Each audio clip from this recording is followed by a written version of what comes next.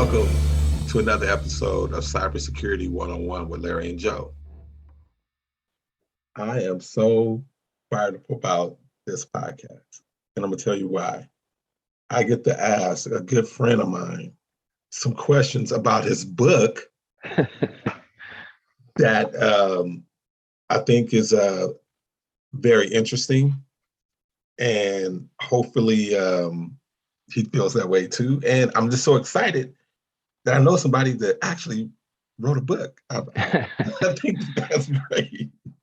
Well, I'm pretty excited too because I understand that you recently completed the Certified Ethical Hacker course I with passed. you passed with a pretty decent grade average too. So congratulations. That's a huge accomplishment. That's something that, I know the people at Microsoft that I work with, the technical people, they're required to go through that course.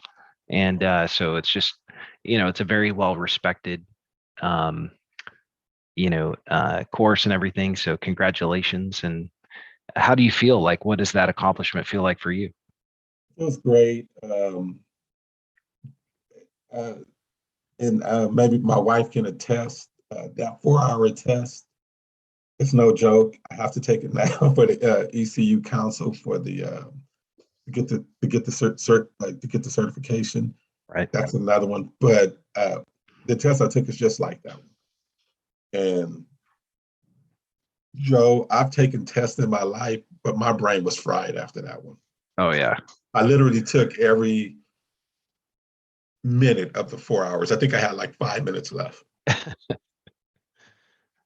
Wow. It was fun. It feels like an accomplishment. I trusted God. I was going to um, pass the course, but it was tough. So can you tell our listeners a little bit about um, how, how do you feel as a practitioner now? Like if you really had to, now that you've gone through the certified ethical hacker course, do you feel like you could take down a system, or do you because I know when I first met you, like this was a high interest of yours to kind of get into this, right? And now you're at this level, Larry, where I mean you've passed the certified ethical hacker course. So like how does that actually feel? Like you're actually accomplishing your dream. So I'm gonna tell you a story. When I was coaching, when I was coaching in Sweden, I was a defensive coordinator. Got a chance to go to the NFL, to the Oakland Raiders. They had called me over for 2.5 weeks. We go to the training camp. So I went there and it was awesome and I learned so much stuff. So when I got back, I wanted to teach all that stuff to my players. And then the head coach at the time, which is a great friend of mine, Rick Parker, he said, Larry, he said, I can see it just itching in you. I said, it is. And that's how I feel about this certified about the ethical hacker course, that I just got the knowledge now and it's just itching. I want to get on out there and do some stuff. That's so good, man. I'm so happy for you. Yeah. Now, I have a question for you. A lot of people that are listening to this, they're still trying to plot their way, and you've been through a lot, but you've actually taken quite a few courses and everything. Now, we've had this discussion, I don't know how many times, right? But we've talked about the recommended kind of minimum path, like what should someone study, what should they do to kind of prepare to get into this field. So, given everything you've done now and everything um, what would you tell that person that's listening that's like, just kind of getting into this? Like what sort of pursuit would you recommend? Would you have them repeat everything you went through, or would you change what you've done in terms of Uh, course of study? um, Not in the course of study, but what I would try to do, what I didn't know, is maybe um, work work along with it. So if you got like a little desk, any type of data entry or help desk, like just very very entry level, even if it's like $14 an hour, $12 an hour, do that along with the course, because you're actually working and learning at the same time. And I wish that was something that I would have done. But the courses are important because it's just you learn the language and you learn, you just get so much knowledge about what's going on. Okay. Now, the other thing a lot of people want to know, and I know you get listener mail, quite often, which is always kind of cool, right? But everyone's been asking, how is the actual like job search, and what are you doing now, and that kind of thing. So I still work at Jeld-Wen. Uh, we do some light tickets and stuff like that. We don't, it's not like we're doing major tickets, but we get into some small stuff like the printer and helping people out with passwords, or small stuff like just a couple of days ago, HR had a problem with her keyboard, and the first thing I asked her, did you check the batteries? So we checked the batteries, and that wasn't wrong. And I mean, it wasn't the batteries, and then we went from that and went on from that. So the job search is actually, the crazy thing is I'm getting interviews. It's just when I get in an interview, they want me to already, I think what I do is I have the knowledge and I downplay the knowledge with the actual practical experience. If you get what I mean. Because I have the knowledge. I can sit there and be like, oh, okay, yeah, all right. But the actual practical, just sitting there and doing it like 8 hours a day, I don't have that. And I think that's what maybe scare employers. But I get interviews all the time. I just had one last week. So that is just I think that's the biggest question for me, is the actual just sitting and practically doing it. It's not knowledge now. It has nothing to do with the knowledge. One of the strategies I've heard some people use is, at your current employer, asking if you could shadow one of the people on the security team. You sort of make known your interest, and I'm sure they know your interest is to get into that, but to say, hey, could I shadow you for an hour a week, or just next time you get on something interesting in security, can I look over your shoulder? And that is sometimes how people get into it, because then if an employer cares about their people and invests in them, sometimes they can also make that happen for them through like a team shadow session, or something like that. We try to do that at my company. We have people that know this compliance software, to like do data loss prevention or insider risk. And we have other engineers that don't know that technology. And so they'll kind of shadow each other, or we'll record videos and then they can watch those videos and that sort of deal. So that would be another idea. That's an awesome idea. The only thing about my company is it's so big that headquarters is in North Carolina, and so all the support team is there. So actually, there at our facility, it's just my supervisor and then us. That's yeah, and then we usually have to go through support for any major changes in the system.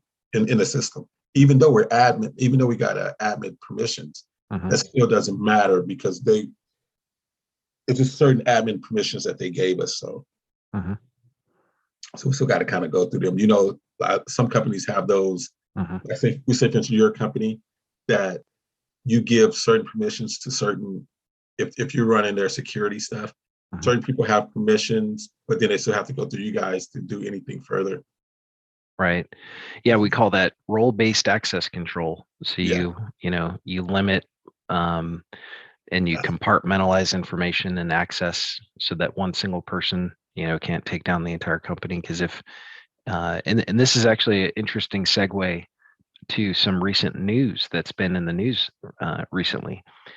Imagine if your company did not practice role-based access control, and every person on the help desk or in IT had full administrative rights to everything, right? Imagine what would happen if one of those people was paid off or bribed by a hacker, who said, "Hey, I'll pay you $1 million if you plant ransomware in your company network." Now, that sounds like kind of far-fetched, right? But that's actually what happened to a couple of really big companies recently here in the news. So there was a hacking group called Lapsus, and we now know a lot of information about this organization because they didn't practice what's called, operational security, OPSEC. Operational security is covering your tracks. It's making sure that you're not doxxed. Uh, and to be doxxed is to have your personal information exposed on the internet, right? And usually as a hacker, you want to prevent that from happening. Well, the operators of the Lapsus group definitely had poor operational security. They had their information doxxed, and it's kind of a funny story on how and why that even happened. And I think we'll get to that because it's really actually kind of funny and interesting. But one of the hacking techniques, Larry, that this group did is they would bribe employees saying, if you can give us access to a company network, we either need the VPN credentials or we need you to hit OK on your MFA prompt. When you get the MFA challenge, we're going to need you to hit yes on that. And that's all we need. And then we'll pay you money. And so what this group did is they did that, and they gained access to two of the biggest companies in the world, and they got in there. Now, what's really interesting about this group is they were basically an extortion group. So what they would do is they would steal information, and then they would contact the company and threaten to leak that information. Some of these individuals became pretty wealthy. One of them is worth $14 million. But what's really going to surprise you is how old he is. 17 years old. Can you imagine that? Wow.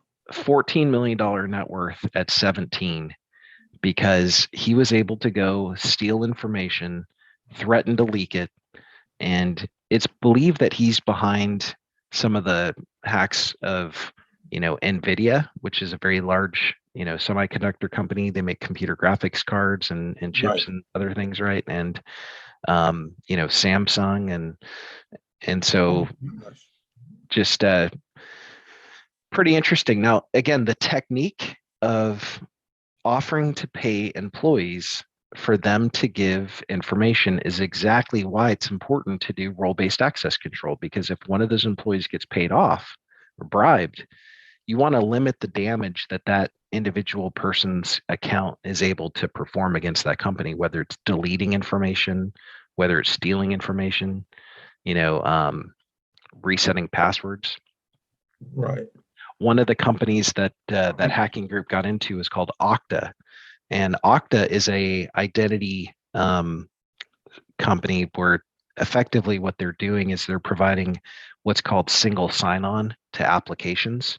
So if you're a business and your users have like 40 applications or 100 applications that they need to access, rather than those employees needing to know 100 different passwords, they just use one password. And what Okta would do is it would be able to kind of federate or use that identity to then log into 100 different applications, right? Through a protocol called SAML. And so what the hacker did is they basically went into Okta, they got access to one of the support engineers, so someone in IT support, and that person had the ability to reset passwords to any Okta customer. Now, Okta has, a lot of clients, right? They've got thousands upon thousands of clients. And this hacking group was able to reset passwords, apparently, of something like approximately 370 companies.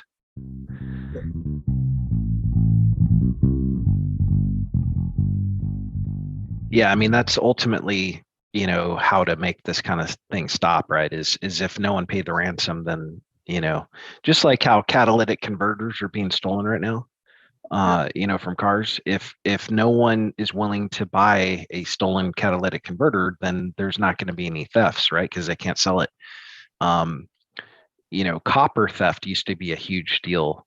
And what they did is the government went to all the people that were buying the stolen copper, and they said, look, you have to have proof of where that copper was purchased from before you can buy it.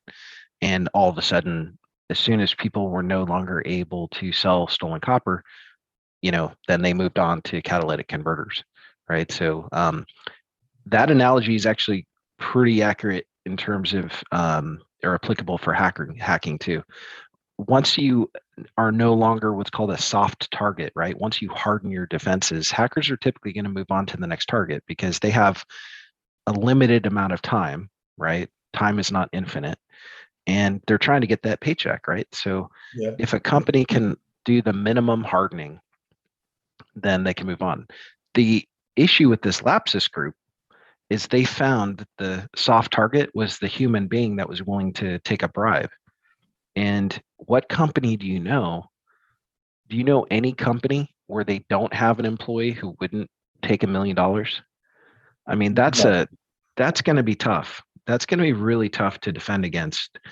And it's not just Lapsus that is bribing employees. There's a hacking group called Conti, and Conti is also has been observed with these advertisements, and these are pretty blatant advertisements. They're on Telegram and other kind of channels advertising. I think on Reddit there was an advertisement as well. One of them, I think it said that they were willing to pay $20,000 per week. Now, if you're working a minimum wage job today, and somebody says, "Hey, we're going to pay you $20,000 a week," I mean, that's got to be tempting to a lot of people. Now, Joe, it's crazy you say that because that's something during my ethical hacker course that we learned. Disgruntled employees, mm-hmm. They're the biggest targets for social engineering or being bribed. I believe it. Yeah, I believe that. Yeah, because if you got a disgruntled employee that's upset about something or feel that they should be making more money or being paid better, or maybe they feel that they're mistreated, it's easy to approach that person and be like, well, hey, if I give you this, and probably most of it is probably in Bitcoin where it's hard to trace where they got the money from. But That's right. Yeah, and that disgruntled person is probably able to rationalize in their mind and justify, hey, these people harmed me, I'm going to get them back, right? And that's kind of like almost every Hollywood movie out there is that revenge plot. It's almost ingrained in our culture to get revenge on someone that done us wrong, right? And yeah, it's interesting because you and I, we're Christians, right? So we share this faith where when someone wrongs us, our Lord told us, to turn the other cheek, instead of trying to get even, let the Lord, avenge you and to not, take it upon you. But it is tempting, it's always tempting when someone hurts you to try to get them back. But you're right. I think the disgruntled employees is going to be that low hanging fruit. And so, yeah, I think this problem of hacking and social engineering and bribing employees is most likely going to be the next large wave of hacking because it's effective, and as people harden their defenses and really implement best of breed and really top grade security solutions and multi-factor authentication and Palo Alto firewalls, they really kind of implement the best of everything they possibly can, and they patch regularly. All their servers are patched. Well, the weak spot is going to be that one administrator who has full domain admin rights to their entire domain. It just takes that one person to agree to install some remote access software on their machine, in order to let the hackers in. So it's wild. I think that's definitely a big deal.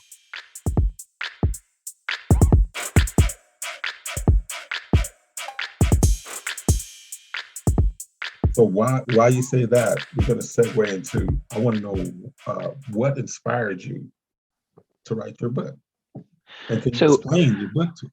Yeah, thank you so much. I think it's in the first page of the book, I sort of explained this day I had. I remember there was multiple events that same day where I had a client who they were a one of the world's largest kind of charity organizations that distributes food to children worldwide that are starving to death, right? And they had some of their information publicly accessible about these kids, and that was unintended, right? It was a misconfiguration. They didn't realize that they had uh, not hardened the security of these kids. So they called us and said, look, we have this issue. We Our mission, was they told me, they said our mission is really focused on these kids. We want to focus on food distribution. We're not a security company. We have security people, but that's not like really what we do. So they called us to say, can you come in and audit, make sure that our security configuration is locked down so that that doesn't happen again. Right. And then I had another conversation with another company an hour later, uh, and then another one, and it was just back to back to back. And I thought, there's so many companies that need help. There's so many people that need help to, with security. What's the most effective way for me to get the information that I know out there to as many people as possible? Because one phone call at a time is just not going to get it done. With as many people that need help. Right. So I thought, okay, let me write a book and I'll just share everything I know. And I just, I won't hold back. There's not going to be anything I'm holding back here. It's just, I'm just going to dump it all in there. And, I didn't want to write like a, 2,000 page book that no one's going to read. I wanted to write a thin book that's like the minimum amount of information necessary to secure your cloud environment. Now, today, most organizations have Office 365. They're using it for email. They're using it for SharePoint, Teams, OneDrive, for collaboration. And that's kind of the heart of what a lot of businesses are using today. There's a few businesses that use Google, like maybe universities and education, but it's not very prominent, in enterprise, businesses today. So I thought, okay, let me focus on securing and hardening that technology. That's what my business really specializes in. So that's what I know, right? That's how I can help. I can't help you with securing Oracle or other systems that I'm not familiar with, but I am very familiar with Microsoft technology. So let me actually start there. So Yeah. Why just Microsoft? Yeah, great question. So Microsoft 365 is the system that over 90% of businesses use. And it's core to everybody's email system. So email is the number one way that companies get hacked. A phishing email is very likely to get someone in your organization to click on it. So studies have shown that if a hacker sends a phishing email to all employees at a company, somewhere between 20 to 50% of the employees will click on that phishing link. Now, you can do phishing simulations, you could do security training, but you'll never be able to fully eradicate a human from making a mistake. And I'll just give you an example of a type of email that someone's probably going to click on, right? So imagine that the CEO or CFO gets an email from somebody who claims to be a lawyer suing them. And, here's the attachment from a law firm with a cease and desist order. And, what C-level executive is not going to open that up to see why they're being sued and how they offended someone, or, the sexual harassment claim, or whatever it is. People are going to open those kinds of attachments all day long. And so because email is the primary way that hackers do gain access to organizations. And it scales well too, by the way. If you think back to that whole bribing thing, that's a one-on-one. The hacker has to kind of find an individual, pay them, that's a one-on-one thing. Phishing scales. I could send one email to an entire company in 30 seconds and 10,000 people are going to get that email. To bribe, 10,000 people, that's difficult. But a phishing email is very efficient and very effective, and it remains the number one way that hackers get in. So I chose Microsoft 365 because that's what most companies use for their email. They're using what's called Exchange Online. And if people are getting these phishing emails, I wanted to, in the book, explain how to harden the email system, how to harden the identity so that if somebody does click a link and they accidentally type in their username and password, how can we actually still prevent the hacker from gaining access to that email account? Right. And that's really the book is really focused on three things. It's securing email, it's securing identity, and then the third thing is focused on securing the device. Because if you do open a PDF, because there is no perfect email security system, even if you use all the principles in the book that I mentioned, eventually an attachment is still going to eventually get by and it's going to launch on the desktop or laptop, right? It's going to open. That's the last line of defense. If we can actually learn how to secure the endpoint so that a malicious attachment or a malicious website that the user browses to is, if we can limit the damage or at least detect it as soon as possible and isolate that machine or remediate, that's really, those are the top three things in my opinion: identity, email security, and then device security. So the book is focused on those three things. Now, there's some additional things in the book that I cover, like a lab on how to build your own 365 environment, how to secure it using, all the techniques in the book. But the book is very thin. It's meant to be readable. And I don't know, what was your impression from the book? I think it was an awesome book. It was easy to read and easy to follow. So just for the common user, I feel that it was very educational, but very educational to where they can understand. I think that that was very important. And that kind of segue into my third question is, most people might think that Microsoft 360 is just a regular, just an office program. Can you Mhm. explain how do you secure with it? Oh yeah, that's a great question. So you're right. A lot of people, when they hear about, Microsoft 365, they probably think of, like Microsoft Office, like Word, Yeah, Excel, PowerPoint. And that's how I exactly. think students and people probably use it on their computer today. So as a business, there's a lot going on, in Microsoft 365.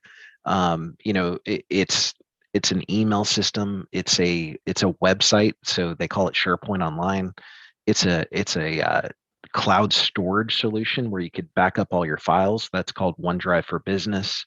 Got it. There's a video conferencing and chat solution called Microsoft Teams. So that kind of competes with like Zoom and WebEx and other things. So Yeah. uh, there's quite a bit going on for a business to kind of function. And so how do you secure all this, right? So the first step is to enable multi-factor authentication. So multi-factor authentication means instead of the user just typing in a username and password to sign in, there has to be some sort of additional factor. So if you think about a factor, it's something it's something you have, or it's something you are. So something is a password, right? Something you have would be like a key fob or a smart card or something you like, maybe swipe on a building access to kind of open up a door. So that's something you have, or something you are, that is a biometric. It's a thumbprint, it's an eye scan. So those are basically the three ways to authenticate someone. And so a multi-factor authentication would have three of those factors ideally. One factor being a username is pretty guessable because in Microsoft 365, that's almost always going to be your email address. So since that's oftentimes public knowledge, um, we don't always really count the username as a factor, but it kind of is. The second one being a password. And then the third is really where there's tons of choices. So many choices. I don't want to really bore you on this podcast, but you know, just to give you, oftentimes it's going to be a text message to your phone, or it could be an application on your phone, like Microsoft Authenticator. Some companies use Duo. There's a few of those kind of choices out there as a third factor. Um, I personally believe that the most secure way to do multi-factor authentication today is to really introduce a fourth factor, which is a device authentication. And what do I mean by a device authentication? If Larry, if somebody wants to hack you today and you're using multi-factor authentication, right? So you have an application on your phone that's going to give you a little pop-up notification saying, "Are you trying to sign in? Yes or no?" Right? Um, you're going to hit yes every time you're signing in. And so eventually over time, that little notification prompt almost gets stuck in your brain like it's always a yes. Because if Right. you're using it every day and you're always hitting yes, as soon as you see that prompt, you're probably going to hit yes because you've been sort of trained and conditioned to always hit yes to that. And that's what's happening today. Hackers are basically once they get a password and people get those little push notifications on their phone, they're almost always hitting yes. And it's just because they've been conditioned to always hit yes. So to me, that's really not a very effective factor of authentication anymore. Right. And so I believe that in order to really properly secure Microsoft 365, we need to basically set up a device level authentication. And what that means is you're essentially establishing a trust relationship between the device and Microsoft 365.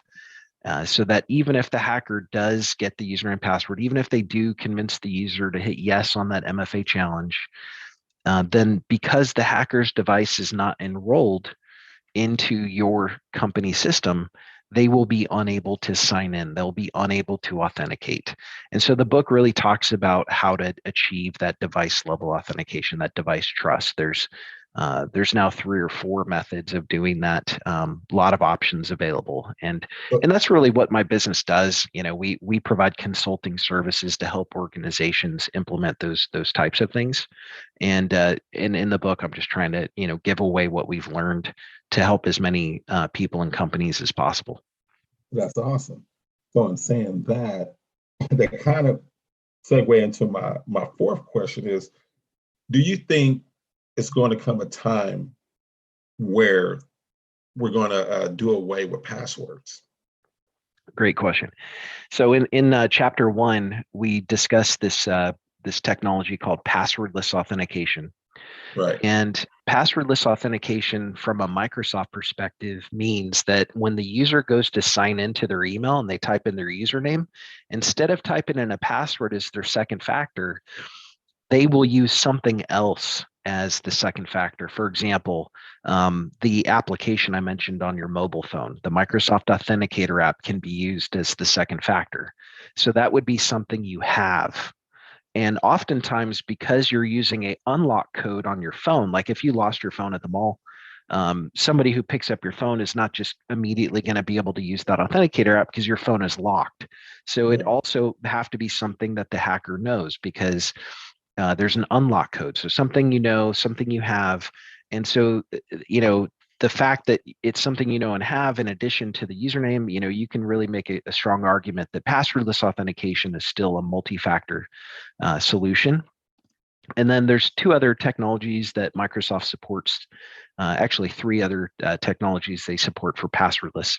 The second is called Windows Hello for Business. It's built into Windows 10. It does not support Mac or Linux or anything else. So it's just a Windows 10 or Windows 11 technology. And effectively, what you're doing is you're signing into your laptop with something other than a password. So either if you have a forward-facing camera, you can authenticate with that, or your fingerprint. And that's Windows Hello for Business. Windows Hello, then, as soon as you go to access your email, it will authenticate you without having to type in a password to exchange online. So that's the second method. The third option is called FIDO2, and essentially it's like a USB key, or even a near field communication NFC key. And it's something you have in your possession. And the way that Microsoft implements FIDO2 is when you go to use that FIDO2 security key, you also have to type in a PIN, so something but you're never typing in an actual password. And so that would be the third method. And then the fourth method is fairly new. Microsoft added a feature called certificate-based authentication. And that is now supported as a passwordless option that's new. It's still in public preview. But essentially, you have a certificate, a digital certificate that's installed on the device. And when you go to sign in, instead of using a password, you would use that certificate. So Microsoft does support 4 different methods of passwordless authentication. That is awesome. That is awesome. So then I kind of segue into my 5th question is, and this might get a little technical for our listeners, but if you read the book, you understand. Can you explain PBKDF2 and how it helps you? Yeah, so that is a encryption protocol, right? If not the strongest, form of encryption. It's how Active Directory encrypts a password before sending it to Azure Active Directory. So this gets back into, remember how I was talking about single sign-on and organizations that want their employees to sign into their computer with their Active Directory password. And then when they want to access something in the cloud, like Microsoft 365, they don't want that user to have to type in a different password. So what Microsoft did is they created a server called Azure AD Connect, and it synchronizes the Active Directory password to the cloud. And it uses that protocol that you mentioned to encrypt the password. And that way, when the password is stored up in the cloud, it is stored in a way that makes it resilient to an offline attack. An offline attack means if a hacker went up to Microsoft's data center, they broke in, they got the hard drive, and they saw the encrypted version of your password on the hard disk, they wouldn't be able to reverse it to derive what the original password was.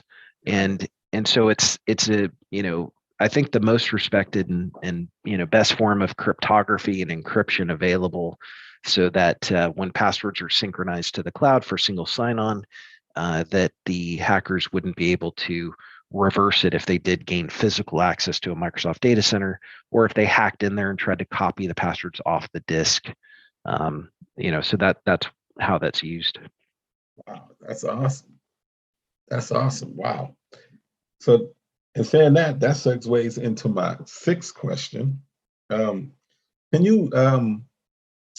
you explain what is spoof intelligence and how Yes, does it work? I love this question. So spoof intelligence is a Microsoft technology that is looking at the display name of an email address, the from address, and it's making sure that somebody is not trying to impersonate someone that you trust. So, Larry, if I wanted to hack you, maybe I shouldn't describe this so publicly, but essentially what I would do is I would go to your LinkedIn, right? I would look at all your connections, right? If you make that available. And that, by the way, if you're listening to this, go into your LinkedIn and set up your privacy so that people cannot see your connections. You do not want hackers to know who you know and trust, because they will use this hacking technique that I'm about to explain. And then we'll get into how spoof intelligence can help block that. So essentially, the hacker's going to go and they're going to see, I see Larry is in there, and he's always talking to his friend, Tyreed or something, right? And so I'm going to go to Gmail or Google or Yahoo or Hotmail. I'm going to go create an email account with Tyreed's name. And I'm going to send you an email, Larry, saying, hey, man, I got my account hacked. Here's my new email. What's up, bro? And hey, it was really good seeing you last week. And all that information I got from your conversation with them on LinkedIn, because you were exchanging with them.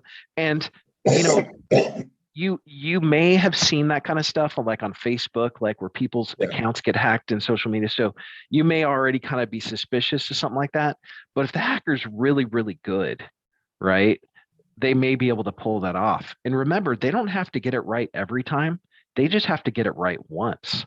See, as a defender, you have to be perfect every time in your defense. As an attacker, you just have to get lucky once, right? So if you're attacking a company with, 1,000 people, and if you spend enough time analyzing the LinkedIn and the social media accounts of your target that you really want to get into, eventually you'll be able to get somebody to click a link or open an attachment. It's only a matter of time, especially if you're sending it to their personal Hotmail account.